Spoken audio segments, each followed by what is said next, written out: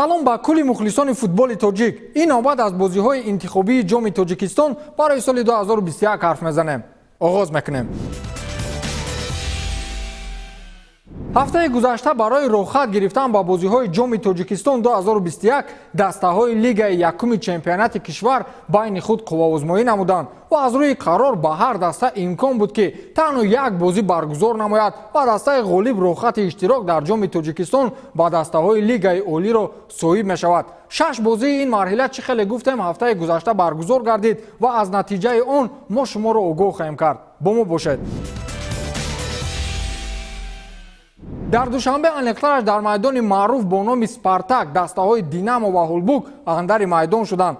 қаблан низ дастаҳои мазкур дар яке аз давраҳои лигаи якуми кишвар бо ҳам қувваозмоӣ карда буданд ва аз тактикаву техника ва бозигузории якдигар ба хубӣ ошно буданд. бозии гузашта дастаи Ҳулбук таҳти сармураббигии Қаноат Латипов дастаи Динаморо дар ҳамин майдон бо ҳисоби 3-1 шикаст дода буд ва онҳое ки ба футболи меҳан таваҷҷӯҳ доранд пеш аз оғози чемпионат дастаи Динаморо фаворити мусобиқа меҳисобиданд, чун ҳайати ин дастаро қариб ки пурра бозигарони ҳайати мунтахаби то 17 солаҳои кишвар ташкил медиҳад. аммо мисле ки дар муқобили Ҳулбук тамоман бартарияти Динамо мушоҳида намешавад. чӣ дар бозии қаблӣ ва чӣ дар бозии охир Ҳулбук як сару гардан аз Динамо боло буд. рӯзҳои 21-22 моҳи майи соли равон дар кишвар бозиҳои марҳилаи интихобии ҷоми Тоҷикистон дар соли 2021 сурат гирифтанд. ин вохӯриҳо дар марҳилаи интихобии ҷоми Тоҷикистон 12 дастаи шомили лигаи якум ширкат варзиданд ки аз ин теъдод 6 ба марҳилаи асосӣ рохат пайдо мекунанд. бозии ҷолибу диданӣ миёни дастаҳои футболи Динамои шаҳри Душанбе ва Ҳулбуки ноҳияи Восеъ ба ҳисоб мерафт. вохӯрии дастаҳо дар варзишгоҳи Спитамен собиқ Спартаки шаҳри Душанбе сурат гирифта бо ҳисоби 3-1 ба суди дастаи ноҳияи Восеъ ба анҷом расид. аз ибтидо меҳмонон бартариро ба даст гирифта барои пирӯзӣ талоши бештар карданд. ёдовар мешавем ки ҳайати Динаморо футболбозони ҷавони мунтахаби кишвар ташкил медиҳанд ва рақобати ин ду даста аз ибтидо то ба анҷом ҷолибу диданӣ сурат гирифт. талошу муборизаҳои дастаи Ҳулбук натиҷаи дилхоҳ ба бор овард. ҳаминак дар дақиқаи 21 вохӯрӣ футболбози дастаи Ҳулбук Амирҷон Алихонов тӯбро вориди тури дарвозаи дастаи Динамо сохта бартарии дастаашро таъмин сохт. дар қисмати аввали вохӯрӣ футболбозони дастаи Ҳулбук 2 гол ба самар расониданд. 4 дақиқа мондан то анҷоми пайти аввали вохӯрӣ Гурез Аслонов маротибаи дуюм дарвозабони дастаи Динаморо маҷбур кард то тӯбро аз дохили тури дарвозааш берун биёрад. ҳамин тавр қисмати аввали вохӯрӣ миёни дастаҳои футболи Динамо ва Ҳулбук бо натиҷаи 2-0 ба суди дастаи ноҳияи Восеъ ба анҷом расид. дар идомаи вохӯрӣ футболбозони ҳарду ҷониб борҳо имконияти мусоиди голзанӣ доштанд, аммо аз вазъиятҳои мусоид самаранок истифода бурда натавонистанд. ҳаминак ҳайати дастаи Динамо низ талошҳои зиёд барои ҳадди аққал ба натиҷаи мусовӣ расонидани бозиро карданд. дар баъзе ҳолатҳо маҳорати инфиродии футболбозон ва дар баъзе ҳолатҳо дарвозабони дастаи Ҳулбук аз худ маҳорати баланд нишон дод ва ҳамин тавр талошҳои футболбозони дастаи Динамо то дақиқаҳои охири рақобат натиҷа надод. бар замми ин футболбозони дастаи Ҳулбук голи сеюми худро ба самар расониданд. 2 дақиқа мондан то анҷоми вақти асосии вохӯрӣ футболбози дастаи Ҳулбук Самариддин Расулов тӯбро моҳирона ба дарвозаи Динамо заду ҳамин тавр ҳисоб 3-0 ба суди ин тими футболи вилояти Хатлон гашт. дар дақиқаҳои изофанамудаи охири рақобат футболбозони дастаи Динамо билохира як голи шармшиканро ба дарвозаи Ҳулбук заданд. Фахриддин Ахтамов аз ҳайати дастаи Динамо муаллифи ягона гол дар ин вохӯрӣ шуд. ҳамин тавр бозии дастаҳои футболи Динамо ва Ҳулбук бо ҳисоби 3-1 ба суди меҳмонон ба анҷом расид ва Ҳулбук ҳам акнун ба марҳилаи навбатии ҷоми Тоҷикистон дар соли 2021 рохат пайдо намуд. ёдовар мешавем ки аз миёни 6 вохӯрии баргузоршуда танҳо ҳулбук ягона дастае маҳсуб мешуд ки дар сафар бар рақибаш зафар ёфт. Дар дигар бозиҳо бештар соҳибони майдон ба пирӯзӣ даст ёфтанд. Ёдовар мешавем ки дастаи Динамо яке аз тимҳои футболи навкори Лигаи Якум буда ин аввалин иштирокаш дар ҷоми Тоҷикистон маҳсуб меёфт. аммо дастаи ҳулбук бошад таҷрибаи зиёди иштирок дар мусобиқаҳои дохилии кишвар аз ҷумла Лигаи Якум, ҷоми Тоҷикистон буда ҳамасола барои баромадан то марҳилаҳои асосии мусобиқа талош мекунад. ёдовар мешавем ки мусобиқаи ҷоми Тоҷикистон яке аз сабқатҳои анъанавӣ буда ҳамасола миёни дастаҳои Лигаи Якум ва Лигаи Олӣ баргузор мешавад. имсол низ аллакай бозиҳои марҳилаи интихобии ҷоми Тоҷикистон сурат гирифтанд.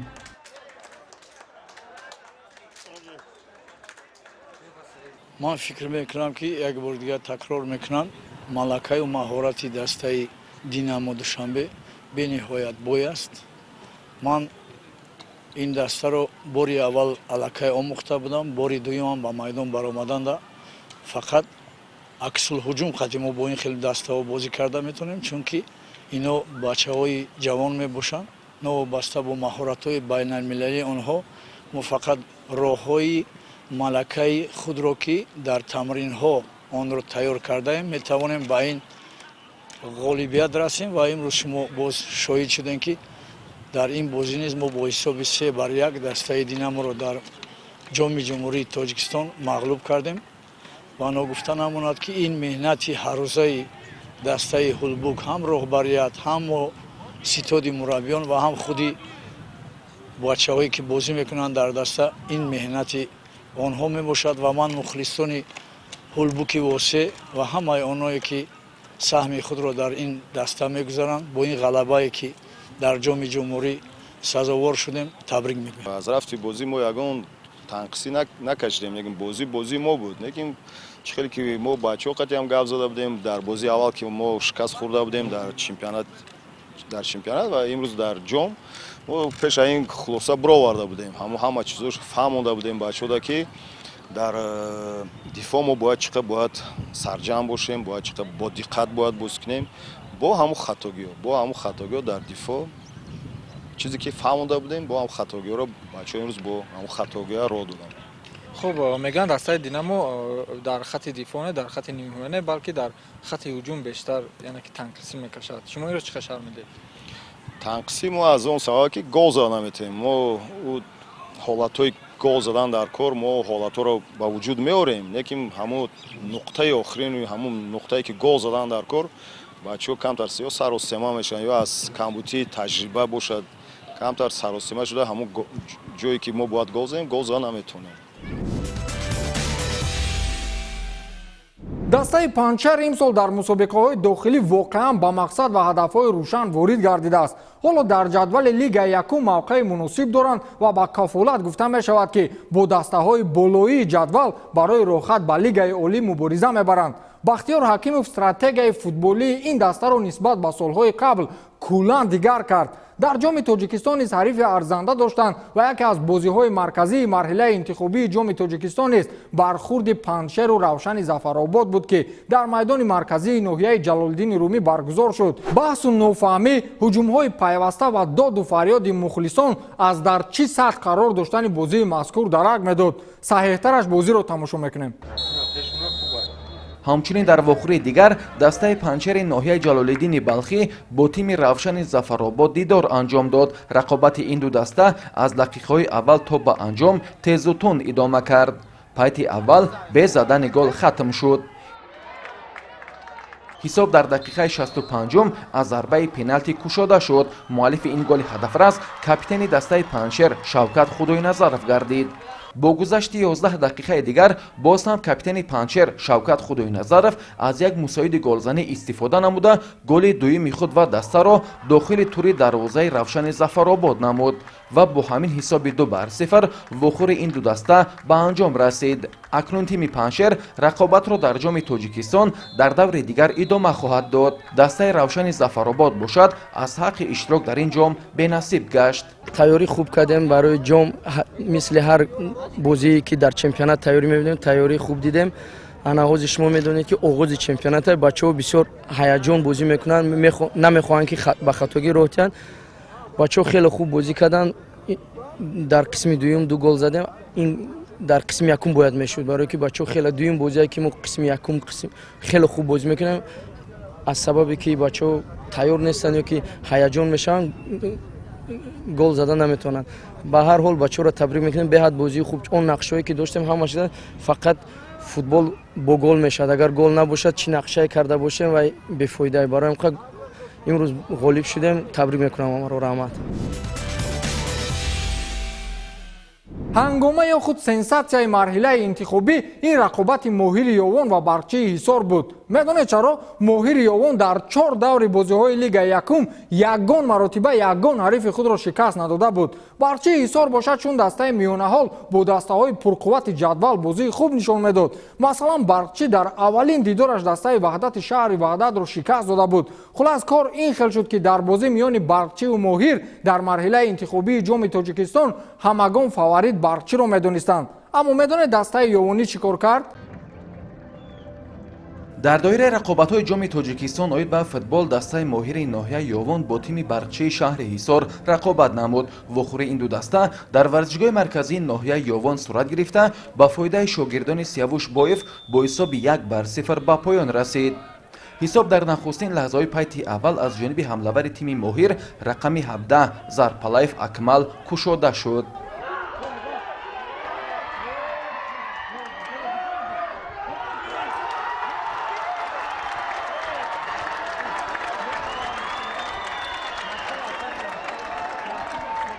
қисмати аввал 1-0 ба поён расид. дар идомаи пайти дуюм бошад бозингарони ҳар ду даста дар назди дарвозаҳои якдигар ҳолатҳои хуби голзаниро созмон медоданд, вале ин имкониятҳои ба амал омадаро истифода карда наметавонистанд ва қисмати дуюм бе задани гол ҷамъбаст гардид. ҳамин тариқ вохӯрии тимҳои моҳир ва барқчӣ бо ҳисоби 1-0 ба анҷом расид. ёдовар мешавем ки дастаи моҳири ноҳияи ёвон баъди ин ғалаба рақобатро дар даври дигар дар ҷоми тоҷикистон идома медиҳад. тими барқчии шаҳри ҳисор бошад аз идомаи бозиҳои ҷом маҳрум гашт.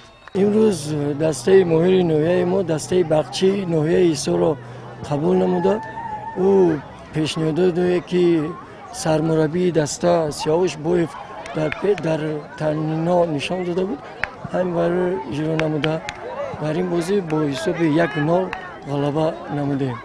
рақобати имрӯза дастаи барқчиам бозӣ нағз кардан.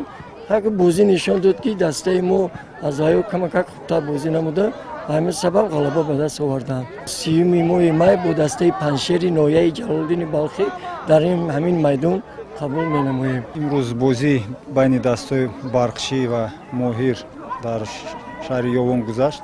бозӣ хеле пуршиддат гузашт. бозӣ ба фикрам барои мухлисон бозӣ хуб гузашт.